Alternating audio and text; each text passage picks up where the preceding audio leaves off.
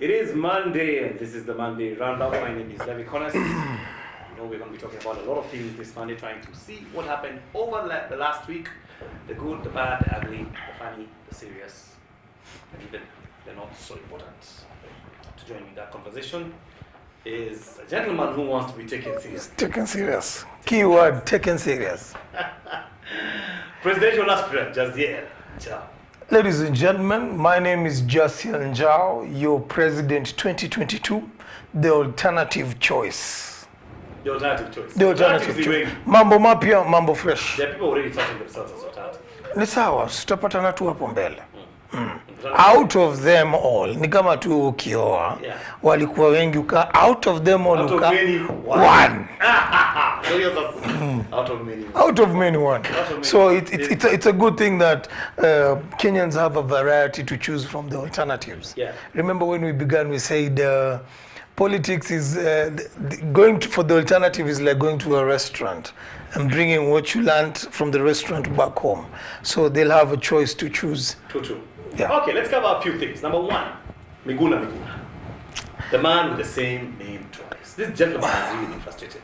And the same issue every time. Same issue. You know, 4 years since you were I think this is the third time we're discussing the dude. It's the third time we're discussing the dude. Every week. He trends. He's trending. And you know, the other day he was giving us videos. Alienda kwa embassy. Akipiga story na wase wa embassy. Kwa embassy. Lakini pia yeye anakuanga mhash. Diplomacy, he was not given a lot of strength in that area. But he's fighting for his rights. The court has ruled that the guy is a Kenyan. He needs just to get travel documents and travel back here. So what's the issue? The guy's asking, how important is it for the powers that be, let me say the deep state, to keep this guy out? Like they always say, when two elephants fight, it's the grass that suffers. And then they say when two elephants make love, it's still the same grass that suffers. Okay? So one is suffering in pain, the other one is suffering in joy, if I may say. This Miguna issue is a classic case of, once again, the executive and the judiciary. It's a show of might. And who's the circumstance here? Miguna. So last week it was red alert. Now, last week but one it was red alert. Now they're saying he can come home. And I told you, Did they say he can come home? No. What is the story? I don't know whether we have that picture. I'm waiting on it. I can show you how don't look at him. He's just cutting a lone figure over there. Now, by the way, that house actually looks nice. That is the embassy in Berlin. The barista. No, let me tell you, this guy, I told you last time and I'll repeat it every time because he's the same man with the same name twice and every week we discuss him. He's a non-issue. And the thing is, the judiciary and the executive, now they're saying he has to come home. The executive said what? You go find yourself, get another ID, stuff like that. Go to Canada, get the correct papers, come through there. I'm saying if he comes through Canada, if he goes there and comes through a Canadian passport, what they're trying to do is to make sure that akifika hapa, anakuwa nikaa in tourist. Na nilikuambia aje? Na hizi run for election.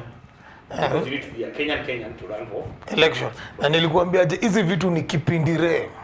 So shida yake ilikuja wapi? He messed up. And I told you, as long as Baba is in government, when Baba is not in mkate nusu, Miguna has... Baba was at the airport to tetea him. Which class? I need to repeat this class. Politics behind the scenes. Levi Connors is my CS for foreign affairs, and we have a little bit issue. Yeah. But behind the scenes, Fina Levi Connors, anatuharibia jina huko mbele. You cannot. Baba has to be the unifier of revolution. But if you went below the belt, you hit me below the belt, I will make sure you will not come back to this country. And all these problems of Miguna happen when Baba is in Canaan. As long as Baba is not in Canaan, Miguna has leeway. When Baba is in Canaan, trust me, he never comes back home. Na itaendelea tu hivyo until mwishoe we will conclude that this thing is just a waste of time. Too much attention to this man. Too much. Too much attention. We need to move on. Miguna. Okay, so let's move on. Let's talk about Uhuru Park.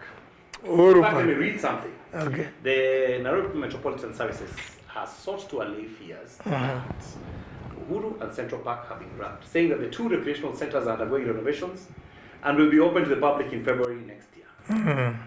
You know, so you can see, according to the NMS head of strategic communications, Tony Barine, the upgrade of the two parks will continue until February, when people will be again allowed access to the recreational areas. Look, walibomoa paka ile diocese a new constitution. Ile yenye Kibaki alikula kiapo, that thing is done. And if you pass by Uhuru Park, Babati, you can't even see what's going on there. These pictures, we obtain them through the journalistic eye.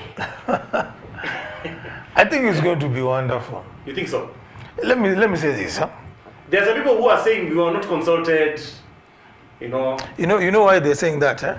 Because they're remembering the drama of 1990, when the Green Belt movement. They're saying that it was being taken to given to. There was a rumor that it was turning into a hotel. No, it's not a rumor.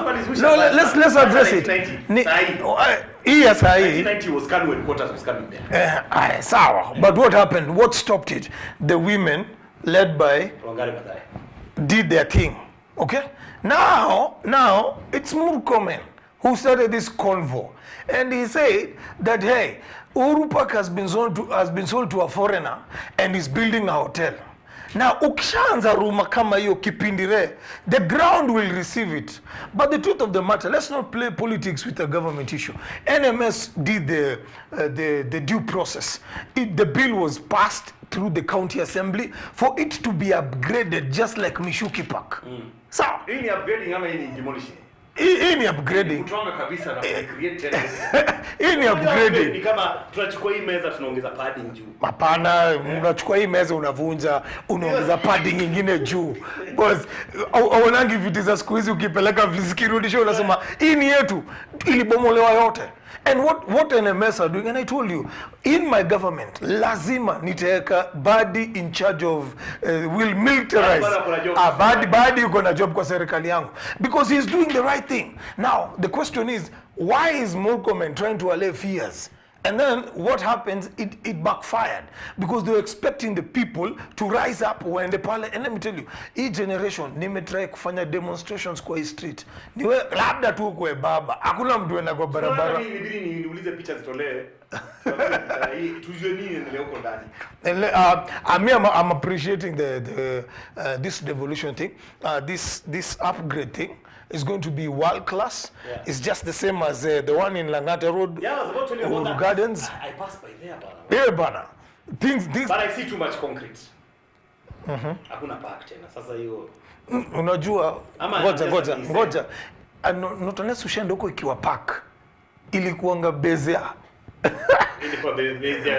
Yeah, exactly. Watu walikuwa wanaenda pale, parking, ngoma, jaba. Yeah. So now what are we doing? We are making it a recreational center, not in matters of drugs, but we are bringing it to a world-class standard. So it's going to bring revenue in terms of... They said, according to the plans that they talked about that place, they said that they're going to put artifacts. Remembrance of the world heroes, the Kenyan heroes. Yeah, they put some state house also artifacts. I think it's illegal as a man in a yeah. It's all, it's all good. Yeah. But there's too much concrete. I hope wataweka gari za Moi hizo ndo ndatumia. Hizo lazima tumie bwana. Those are now state archives. Huwezi guza hizo boss. No, we have to discuss. They are now archived by the state. Hizo huwezi guza. Lakini sasa let me tell you, there's too much concrete park. Inatakana some greenery bana. We haven't seen the end product. It's like Mishuki Park. Watu waliongea. Say ukienda huko mpaka it's a good place to just ease out and think about life. We didn't see too much stone going there either. So we knew a park was coming. This one tunaona mawe inaingia huko ndani. Levi. Ka journalism. Usivutwe na watu wanasiasa. Ka journalism. Propaganda. Watu wanajua. The truth of the matter is the fact that ile kitu inasumbua hata watu ni mabati zimepandishwa uwezi ona. Okay? Curiosity. And that is what the people like Murkomen are riding on. But let's not play politics with something that is going to benefit the people. Okay. February si mbaya. Haiko mbali. Kwanza haiko mbali. The SGR has stopped more than 4 times in 2 weeks. Around Kibwezi area. They say it's maintenance. The other day they put a locomotive for cargo to pull guys to Nairobi. They delayed by 1.5 hours. Twice this week, this past week that we just came through. Last week on Tuesday and on Thursday. SGR ilikwama. Some people are saying it's local. There's local politics. There's some people who are not compensated. Blah blah blah blah. Others are saying it's like every Kenyan thing. Sasa ndio vandalized. Tumeanza kuona vile vitu run Kenya after a while. Zinaanza kuwa tu, everything started out well, but sasa inaanza kuwa slow. Na hiyo part ya vandalism. SGR themselves, there's also vandalism apparently. They're saying street vandalism. Yet we see fences along there. The SGR all the way. And we're not getting a very good communication from Kenyan Airways. You think they should say something to press down the rumors? Ama waachilie tu watu waongee. Yet these delays seem to continue. First, I'll look at it from a vandalism point of view. First. And then I would recall what President Uhuru said. He said, if you vandalize, then you're an enemy of the state. And this is what now we call homegrown terrorists. I think where we are heading to, when Kenya is trying to modernize and people are still stuck in their ways, so we are creating, and the lack of change of mindset makes you a homegrown terrorist. So homegrown terrorists, how we deal with them is one issue, so that they don't vandalize. Then when you bring the issue of now we know how Kenya works. Wacha SGR nyamaze, watu wajijazie, because it seems if they come out and say this is vandalism, there will be another skew of attacks coming along your way. But for me, let's continue. I think it's a case of vandalism, a case of mindset, and we need to remove homegrown terrorists and let them know, man, change with their times. This is the one thing we have been so proud of. SGR bana leaves on time. Actually, now I say by the way. It's one of the, in fact, in as far as time is concerned, hii kitu imefunza watu timekeeping vibaya sana. Nani anaweza kuwa react? Sasa hapa ndo nataka kuflip. Nani anaweza kuwa react? I don't know. I'll leave you that question. I want to take us straight to a clip right from Kitale. Yeah. Azimio la Umoja Baba went to Trans Nzoia County. While he was there, sasa zile kwa crowd anaongelesha watu. Kuna jamaa alikuwa hajapatiwa muda wa kuongelesha watu. So this guy found a microphone. Na wakati baba anaongea, akaanza kuongea pia yeye. This is how it went. Check this out. Na mambo mawili. Matisi oye! Oye! Matisi oye! Matisi oye! Baba Ria! Baba Tibim! Baba Tialala! Mimi jina langu ni Obed Mwale Mahanga. Na mimi Matisi oye! Na mimi ndio MCA wa Matisi Ward. Na ningependa kusema hivi. Baba Raila Amolo Odinga mwaka wa the way, I think hold it there just a bit. The way Baba looks back there is priceless. Yeah. That's why we need to look at it from, there's a new wave. It has begun. It has begun. We are Obed, MCA Amta tuzuia. In fact, just by the way, Baba was going to be introduced. Then this guy interrupts. And then, Baba, ODM Ria. He took charge when he was least expected. He took charge. Yeah, so he did take charge. I hope people are learning that my presidential candidature is going to present the same thing. Because guys are like, you keep telling us we're the leaders of tomorrow. Hapana, kama si kesho ni sasa hivi. Na kama si sasa, bado ni sasa hivi. So I applaud him. Chukua mic. Fanya kipindi yako. I wonder how he got that mic. Lost, did he go to the OB van akaitisha bike apewe? Hiyo sasa kutaka kujua kipindi tafuta one of the guys ule anapitisha microphones. Sawa. Unaambia leteleta tutapelekea mdosi. Bro, nikiingia unajua tuko na wewe na nitakuona hivi. Akasema Mike imeenda hivi ili sijui ilifikiaje Obed. I'm sure there was a meeting concerning Mike's after that. Yeah, there was. So you cannot refuse. That guy is on ground. So you can't. That's the guy to deal with. Baba even turned back to look who is this guy? Who is this guy? And you know, those entrances are very necessary. Just like my presidential candidature is very necessary. It reminds me, you're a reverend, you're also a biblical I'm guy. a political preacher who's going to be an element of surprise 2022. Yeah. Tunaingia tu, huu naye ametoka wapi? Tumekuaga tu hapa, sisi ndio tuko. You remember that lady who took the thunder, the one who touched the hem of the garment? Oh, yeah. If I may touch. Yesu akaturn back. Hakusema if I may. Huyo dem alijiongelesha. She had a conversation with herself. My bodyguard ndio hawa. Dynasty ndio hii. Akatake charge. Mpaka Yesu akapenuka akauliza who. Larry Ellison anasema, I have all the disadvantages of not being successful. Jasiel has all the disadvantages of not being a presidential candidate. But I talked to myself, if I may touch, if I may just present myself, maybe the Kenyan fraternity, na Jehovah kipindire hapa nyuma, will know and say, this guy has the heart of Kenya. Yeah. More power to that MCA, by the way, he really... He's inspiring. He made us laugh, but that is what taking position is. Power is not given. Power is taken. Hakuna mtu anani-create space. That's what taking is. Speaking of Baba was in Nyeri over the weekend. Yeah. He was in the county of my in-laws. And they were teaching him how to dance. Hebu check his story. They were teaching Baba a few moves.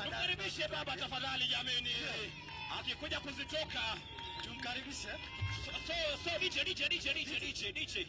Mheshimiwa Baba, tunaenda hivi. Tunaenda dance tu ya mavijana hapa. Sawa? Tunaenda tunakanyaga 1 2 3 and 4. 1 2 3 and 4. 1 2 3 and 4. Sawa. Baba shajua sawa. Sisi wengine DJ. Sisi wengine tunasaidia Baba kufanya hivi, si ndio? DJ is live, you ready? 20. 1 2 3 4. 1 2 3 4. 1 2 3 4. 1 2 3 4. 1 2 3 4. 1 2 3 4. 1 2 3 4. Wapi kelele ya Baba jameni? We sawa. Sasa nataka kuonesha Baba kuzitoka kiodi. Sema kiodi. Kuzitoka kiodi, sawa? Wewe unachukua ngumi mbili hivi, kimbwekse hivi, unaweka mbili hivi. Baba eka hii. Hivi. Alafu unazitoka. DJ uko tayari? Twende. Na hiyo anaweza.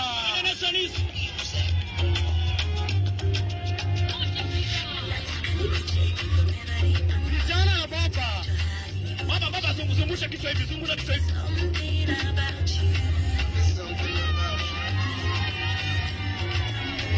Wapi kelele ya Baba jameni? Jasiel. Say dear Baba. The things we do for politics. No, that one is not things. That one, they are trying to indoctrinate you. Wacha tuongee ukweli. There's something I love about Cass and the station manager and you guys. You have accepted me vile mi niko. Sawa. They are trying to indoctrinate Baba to a generation is a misfit. Unamwambia ngumi ni bwekse, anaanza kufanya hivi. Hii ni vita, si ndio ngumi ni bwekse. Juzi Governor Mutua ameenda anaongea Sheng. Ulisikia bila aliongea Sheng? Nani Meja alisema karibu Kenya, Sheng ni lugha ya taifa. Sawa. Gavana mtu anaanza kusema ninajua hamna pesa kwa mbosho. Mbosho ni nini man? Hizo ni like, alafu the next day Mudavadi anaingia anasema najua niko tu ka 60. Mimi niko na nyinyi. Then Mutua says, why is Mudavadi copying me? When did we ever copy each other in terms of Sheng? Shengtology is a communication, is a language. So sasa mnafundisha Baba, mnamfundisha ngumi ni bwezi, unaona hata kichwa inaenda, unajua? You're troubling the man. Wacheni Baba aende Bondo, Jasiel aingie. Kama ni kizungu tutaongea. Kama ni Shantology tuko hapo. Lakini mna waste. But do they have to dance? Oh yeah, dance. You know, I wonder, do they have to? Dance ni lazima. Is it a must in the search for kura? So you can be okay, unaweza chezea wimbo ya beat mbili, ukanyange tu beat zako pole pole na ukwe tu sawa. Lakini sasa beat mbili ni rumba kwa baba. Hizi zetu ni genge tu. It's okay, play the rumba. Ucheze rumba na unataka vote za mayouth. Kama unataka vote za wazee, weka rumba. Do you know something? Me, I tend to think, you know, these young people, they also have parents. They've got siblings sometimes who are older than them. They've got uncles, aunties. They know.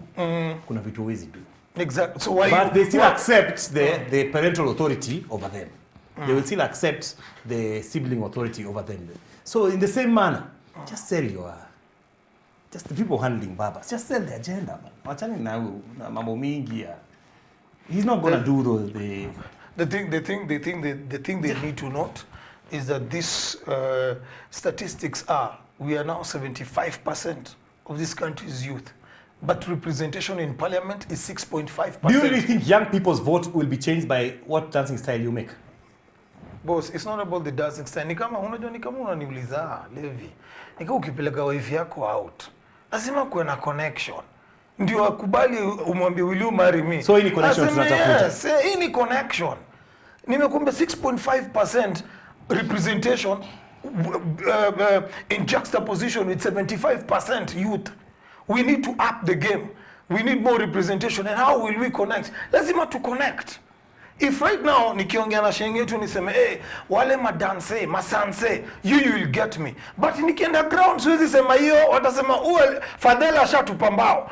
Pale lazima niwaambie Manjege wanakam. Lazima tuongee na Manjege. Even the sheng has changed. Sheng isha change. Lazima niwaambie Manjege, lazima tuongee nao. Wewe nikiwaambia stories za Maria na nini, wewe unashika. Wale washiki hiyo. So siku hizi ni mabazu. Hata wanaita tenje simu. Na tenje ilikuwa ngari. Tenje ilikuwa radio. Na tunakupeleka stage. So when you come to politics, I need to know the lingo. But you see now, when you're over age, wachane na hii kiti. 75% wameamua ni Jasiel, and in my government, lazima tujibambe. Unakumbuka wakipeleka Uhuru, wakimfanya madance.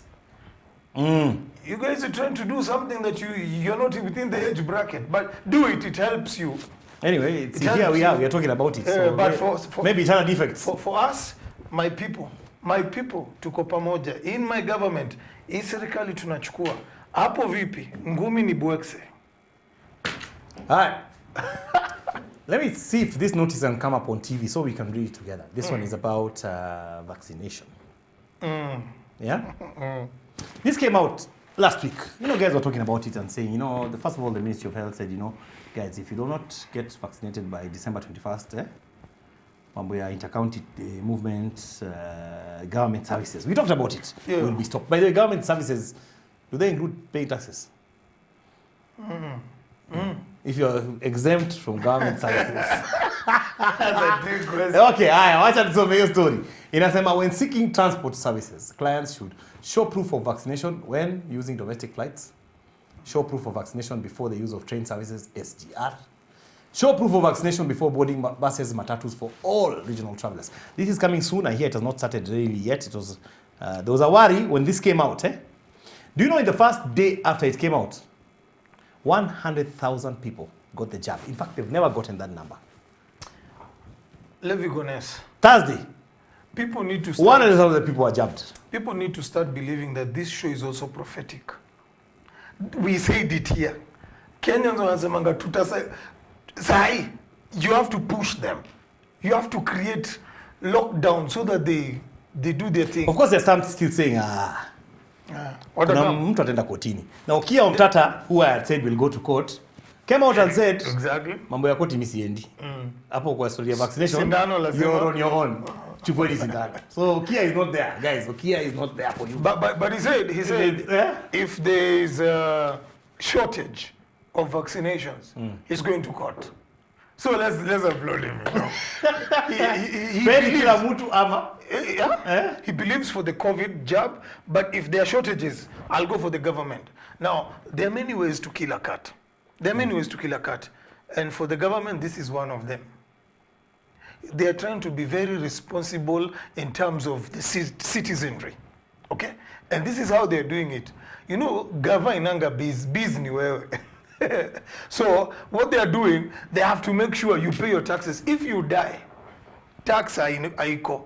Now squeezy budget deficit na nini. So they're enforcing us to pay our taxes, make sure that we are alive to pay our taxes, and also in regard, they want to make sure that they're putting stipulations in place that we will toe the line. So these are one of the ways of killing a cat. Me, I applaud them, but like Okeo Mtata said, they better make sure that their vaccinations. Do you think if we all woke up tomorrow and worked to get jobs, we would all get? Yeah, we won't get. I told you last week, we won't get. Yeah, we do not have the capacity. Tuanza kusikia Johnson & Johnson sasa ingie. We don't have the capacity. Let me move on to something else here. Yeah. The DPP. Even this one hata nisome. Weka hapo kwa TV tafadhali mrefu there behind the scenes. We wish to inform the members of the public that our Facebook page has been temporarily hacked and we are working towards resolving this issue. Now, hii ni Facebook page ya ODPP, Office of the Director of Public Prosecutions. And somebody has hacked it. Somebody has hacked it. But you know, it leads me to, I just want to ask one question. In whose hands are we safe? I've been dying to put that somewhere. In whose hands? Come on, DPP. They can be hacked. They can be hacked. I will flip it and say, look at to the extent our people are sharp. Just look to the extent that if you think as ODPP, you have it all together. Our brains are... Imagine their Facebook page is still down, even now. Our guys, man. Amerudi rainbow. And it's not, by the way, speaking of Kenya, it's like we're doing movies, because let me attach that to the next one. Uliona Kisumu Equity Bank robbery? I think we have some pictures of that story, where the police failed to arrest any robber, but robbers waliingia, wakarusha tear gas, wakamingle na customers, wakatoka nje. Something from, it's like we're acting series. Hiyo ni money heists. Then we have DPP. Yeah, DPP is one of those. Kisumu heist. Tuko na hii ingine, tulikuwa na gani tulikuwa na Prison Break kwanza. Yeah. Kilgoris. Iko tena mbili. Season 1, season 2. Yeah. Tukaingia za hacking. Hizi ni zile za mentalist na manini. Yes. Sasa tumeingia sasa kwa aya, juu already tuko kwa movie. So tuihandle kitu kimovie. Sawa. Usually wanafanyangaje kwa movie? Ukishika haka, unachorwa job na FBI. Usaidia kushika wa mahaka wengine. Ndio game ikuwe clean. So, take your story. In this case, in my government, I am employing all hackers. Come help me. Because this system, you know there's a breach in the system. In security, that shows if the office of the DPP, there is a breach in matters of security. There is also a breach in matters of banking, where you have all these cases that are coming up. Why don't you give these guys jobs so that they can help create systems, software systems that can build a wall against hacking in Kenya? Number 2, here Kisumu, let's give credit to the cops at this hour. Because if they opened fire, we would have loss of life. Yet Equity Bank said there was no money that was lost. You get the difference? If they opened fire and there was no money lost, now this would have been another pandemic altogether. Is the issue no money lost, or that's the audacity of entering a bank? Is the issue? That no money was lost, or the sheer audacity that someone can just check into a bank and pull this stand for 4 hours? Levi, wizi, confidence ya wizi. Not unless you encourage that man in another way. Ni confidence yuko nayo where una hiyo kiwango. And he's ready to lay his life for providence. Could it be a case of unemployment rate? Yeah. And you know what surprised me now? In fact, one of the things I think we need to deal with going forward is how to manage people. People really gathered around there. Yeah. Yeah. Ni movie wamekam kucheki action. Kucheki action. Alafu bado kuna stray bullet. Kikupata hapo. Kikupata, what next? You know, I wonder. I wonder. Anyway, it's a common thing in Kenya. If there are shots being fired here, majority will just go watch. Nini inafanyika? Nani ameuliwa? And then we lose a life. We do. Yeah. So the movie continues. The movie Kipindire. Kipindire. Inaendelea. It's like movie to movie from movie to movie. Na by the way kuna movie ingine hata mention. Yeah, which one? Ile ya Kinoti. On one hand, he was feted last week. I don't have clips for that. Yeah. He was given an award and brought into the Interpol. On the other hand, the High Court said, you know what? In fact, the judgment is today on whether he's going to jail or not. High Court said, you know, Bado, this is for a committee. So he's being feted as a world leader in security expertise on one side, and on the other hand, back at home, what wanasema go to committee. Nilikwambia Levi Kones. You can't make this stuff up. Yeah, kipindi lazima ipango. You know, you want to jail our guy, and we fed him Interpol. He's the best. Where will you take him? Angalia last time, what did you say when we were here? We are very prophetic. We said what? FKF, caretaker government, caretaker committee, they will take care. See, they took care, and they said he's free. But before the end of the week, they have now rearrested him. Again, now fresh. As in, I think Kenyans are getting to a place where they are tired of all this keeping the race. If justice is found innocent, caretaker committee imeshaanza kukula allowances. Wanarudishanga? Hawarudishi. Mimi nakwambia Kenyans, you're being taken for red. You're safe with me. Bet ni safe. In whose hands? In whose hands are you safe? Jasiel njau, bet ni safe. We will control every kipindire to serve your interest. Okay, let's talk about the devolution conference that went on last week from Tuesday to Friday. Yep. We have some pictures from there. Raila Odinga opened the conference. The biggest thing they talked about was climate change. And a lot of the counties opted to, 33 counties enacted the Climate Change Act, with the remaining 14 counties to be brought on board. That was the biggest thing they talked about. It was the 7th devolution conference and the last one annually. Because from going forward, they're going to be biannual, every 2 years. So I'll skip next year. End 2023. Where I will be the president, then I will start. You'll be chairing that one. I'll be chairing that one, the first one. And for 2025. Zoea hii bana. Zoea unajua sasa. So when you'll be chairing, before naonanga unashinda kusema in your government. Sasa your excellency utaweza. So Zoea, so when you're your excellency. Mungu atanisaidia. So there's that one, but you know, and then they had a lot of stands and exhibits. Yeah. And the exhibits, kuna zile exhibits ilishinda kama Nakuru County walishinda. Yeah. But the exhibit that stole the show on social media was the Kitui. Yeah. The Kitui exhibit. Wasewa Kitui came up with look at that. That is Kikotech. That is the Kitui textile industry. They're making all manner of things, banners. Kitui wanatoa viatu. Check hizo viatu.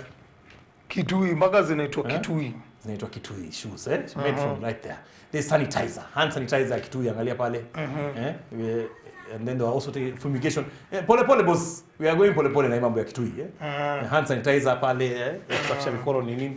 Then there's a fumigation ya Kitui ile ya kuwa madudu nini, kills all dudus dead. You know, I'd really like to try this one. Just to see whether there is a hint of something else in it. You know, people of Kitui. Kama inaweza watu mosquito words.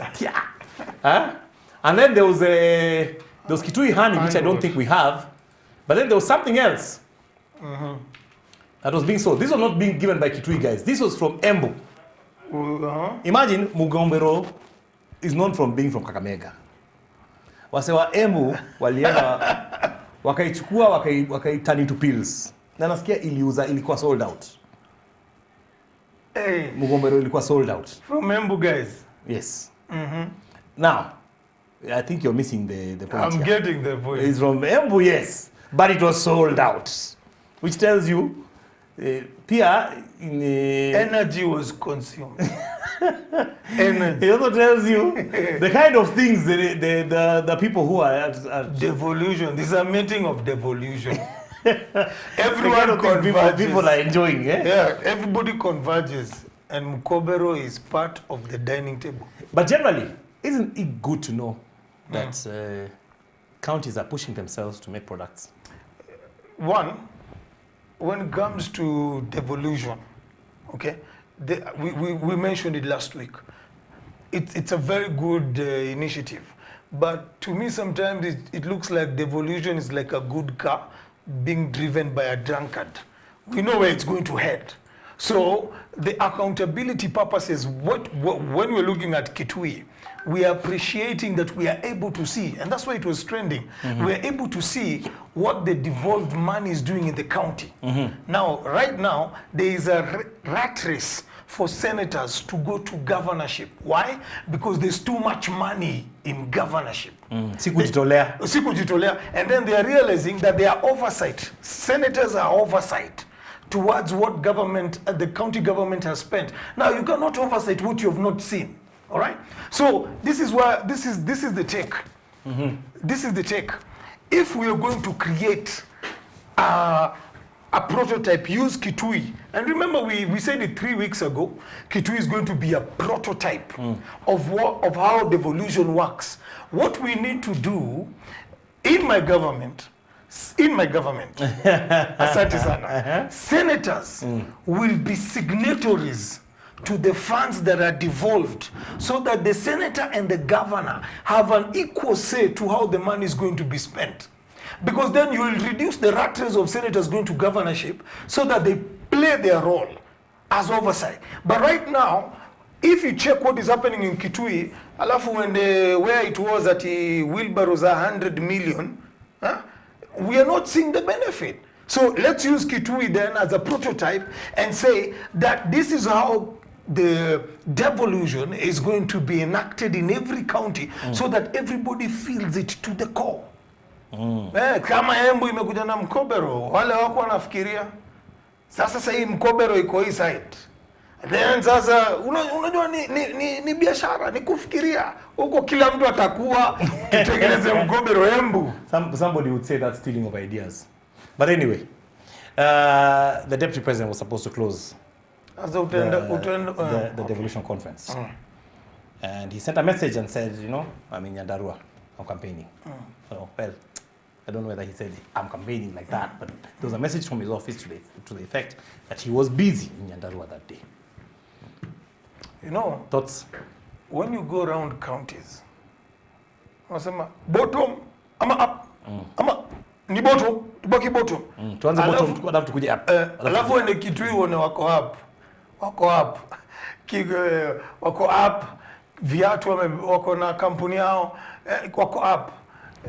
I think for me, if I look at it politically, your message wouldn't sell there, and probably you just felt left out in terms of, you guys are ganging against me, so I don't need to be there. Do you think they kind of, politically speaking, did Raila steal the show?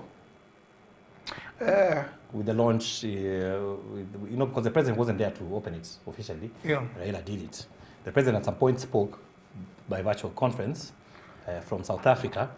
But there was a lot of, fanfare, there was gift giving and stuff like that. And then, I don't know whether it's more in terms of the political context, whether it is more, how do I put it?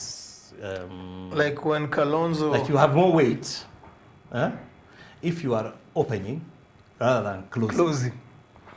It reminds me, it takes me back to the days of Kalonzo vis-a-vis Baba in the previous government. Yeah. When Kalonzo would say, I am the rightful vice president. Yeah. I'm the rightful vice president. I should be accorded. And then Baba now goes and says, ata choo hamjatengeneza, kunafaa kukuwa na choo. Right? So, for me, when it comes to a question of power, for me, it just denotes, I think the DP in a way was right in not attending, because he feels that he is the rightful person in terms of second in command. And here now you're playing Kipindire, you're bringing Baba. So he feels it. But he wants to be gentleman to avoid it and say he's busy in Nyandarua. But that's what I would say. Does it affect anything in the long run? It doesn't. It doesn't affect. But for Baba, just presents him like a statement, like endorsement. Serikal nyuma yako. Speaking of serikal and behind people, and Baba and things to do with, like, you know, Babanomics, Kalonzo Musyoka. I told you he had a big announcement. Ukacheka hapa. Wewe uja launch. Angalia launch ya Kalonzo. Hebu angalia Kalonzo. Akona teleprompter, akona a lot of razzmatazz kule Kasarani. Everyone went there. I mean, he was looking a bit presidential. Alikuwa nakaa, Obama like this. Jasiel, when are you calling us for such a thing? Look at that. Baba went there. Look at the umbrellas. We want to tunataka kufanya kitu kama hiyo at your launch, man. First of all, wasn't it a fantastic what's it called? Shindig. Kalonzo. Iko tu sawa. Yeah, that is hating. Miss Jahet, iko tu sawa. Does it give a boost? Sasa Kalonzo watu walisema kama ni Kalonzo. Hiyo story imeisha. Hakuna boost. Boost gani? If everyone gets behind him, he's president tomorrow. Hakuna. Hii kitu nilikuambia watu ni watatu. Jasiel, Njau, DP Ruto na Baba. Alafu the funny thing, hiyo kiti, unajua last week somebody asked me, ulisema una kitu, hauna kitu, msemanga sina kakitu but niko na kitu hii kiti. Unajua nilimwambia nini? When I say niko na kitu, you have to ask what is this I have for this seat. Let me ask, unaingia hapo, do you have the kitu, the guarantee? All this matters. But the one who will sit on this seat, let me say it prophetically now, as a political preacher, you need to have the blessing of the Lord and the people to endorse you. So even if you pindire, and I'm telling you, another union is coming, a grant, ANAC coalition, another one. They're going to gather all of them. We're going to see 2002 together. All those guys together. And I saw it, by the way. I saw it and I said, 202, itatoka, Oka, Baba, NAC, ikujana another unit versus DP. But what they are forgetting is that we are coming. Na launch yetu inakam. Kwa hayo machache, launch yetu inakuja. And we are going, yetu ina razzmatazz, yetu iko na the goodwill of the people. Wanatufeel. Na watatu endorse. We're waiting on that launch. Yes. We're waiting on that launch. Yes, keep it here. Yeah. Keep it here. Finally, I think we just have a few minutes to go. It's been going on for weeks now. It's the latest TV, is it TV or social media show? Run by one of our very own, a local man, who used to be the #1 guy in Nairobi County. Sokolix. The show is called Sonkolix. If you know what Sonkolix is, quite something. I'm not going to play any of them here, but oh my. This guy is, some people say he's a nuisance, some people say he's entertaining, some people say he's telling the truth, others find it ridiculous that, you know, there's so many recordings of people. What do you say? Is he fighting corruption, villain or hero? No, Sonko has nothing to lose. One, Sonko... Is he a villain or a hero? So, I'm coming. Sonko is a government whistleblower. Sonko is a hero when it comes to fighting corruption. For me, Sonko is a hero. What was done in darkness is finally coming to the light. Yes, and we said it and I'll repeat it. In my government, my first pillar is zero tolerance to corruption. And if you remember, I mentioned and I said, we shall use the aspect of fighting corruption. It will be a dual play between us, the government, and the people. You record. And what we will do in my government, we will introduce the whistleblower protection bill. So that when you bring a search and there is evidence, hakuna shida, watu waende wachambue, is what Sonko saying true or false? When we introduce the whistleblower protection bill, we will bring people who are corrupt will be brought to the fore with evidence. Boss, any evidence inaonyeshwa hapa. So Sonko, as much as he's acting out because these guys played it against him, he's actually telling us the truth of the matter. And I'll quote you when he said, Ann Kananu needs to write a book on how to win a governor's post without an election. Clearly now we are seeing the details, how you need to win this election. We now know how you By need the way, to Ann win. Kananu went to court towards the end of the week and obtained a court order blocking Sonko ideally from mentioning her or even releasing anything that has to do with her. Sonko immediately replied and said, you know what, I've not been served personally by that court order, sijaona. So as far as it's concerned, anaendelea. I don't know, how far will these things go? Who has, you know, thank God I have never called Sonko.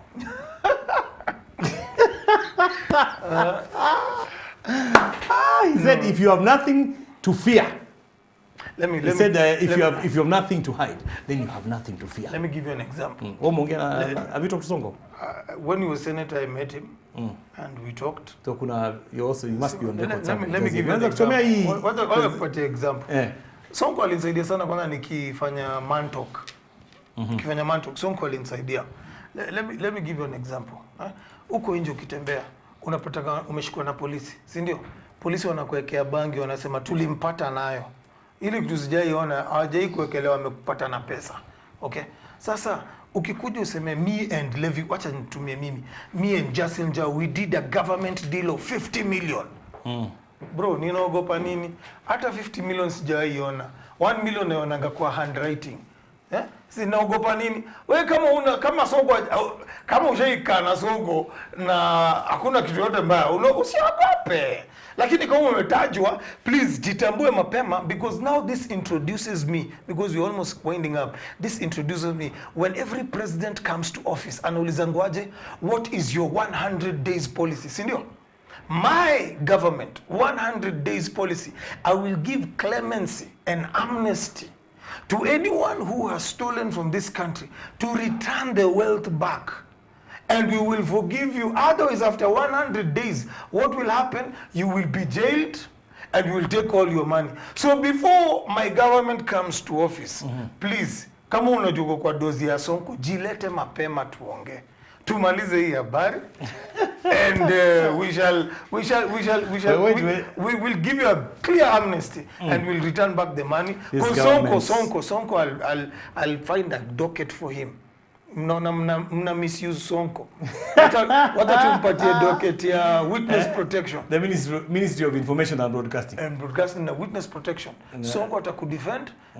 I will not allow Sonko. Atatuletea. Oh, I tell you, it is Monday. It's going to be an interesting week ahead. You know, let's wait and see what this week brings. It seems like every week there's always something. There's nothing. This is Kenya. Kenya. We don't even breathe and we don't even end some stories. And new ones check in. True. New ones check in. They seem to be the only constant is Miguna. Unamtetea kwa nini related? Unamtetea sana. Wacha nimalize hiyo story.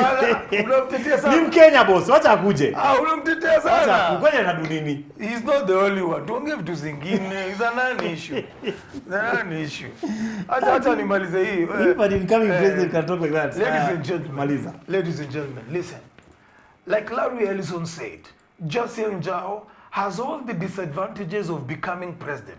But could it be that those disadvantages are the very advantages needed for him to be president? Jasiel njau is your president 2022, the alternative choice. I ask you, consider, na kama vile baba ameenda, Mbogi, tafakari story, lazima tuchukue hii kiti for the sake of our youths. Asante sana. Asante sana, Jasiel.